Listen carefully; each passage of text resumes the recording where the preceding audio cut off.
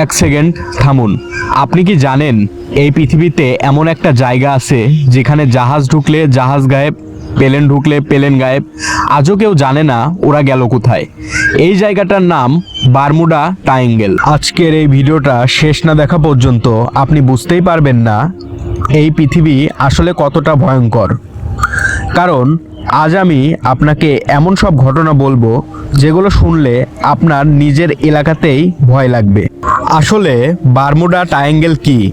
আমেরিকার Florida, Bermuda দ্বীপ আর পূর্ববর্তী রিকো, এই তিন জায়গাকে মিলিয়ে সমুদ্রে যে ত্রিভুজ অংশ সেটাকে বলে বারমুডা ট্রায়াঙ্গেল।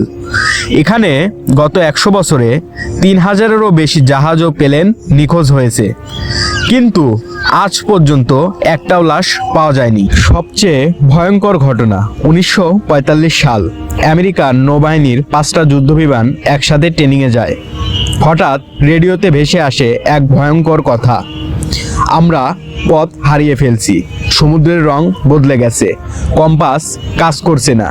তারপর 5টা প্লেন একসাথে চিরতরে নিখোঁজ। আশ্চর্য ব্যাপার, এখানে ঢুকলে ঘড়ি ধীরে চলে, কম্পাস ঘুরে যায়, রেডিও কাজ করে না। আকাশে হঠাৎ মেঘ ঘনিয়ে আসে, মনে হয় যেন জায়গাটা মানুষকে ডিলিট করে দেয়। এলিয়েন নাকি টাইম পোর্টাল? অনেকে বলে এখানে আছে এলিয়েনদের বেশ, কেউ বলে এটা টাইম পোর্টাল যেখান দিয়ে মানুষ অন্য টাইম লাইনে চলে যায়। বিজ্ঞান কি বলে?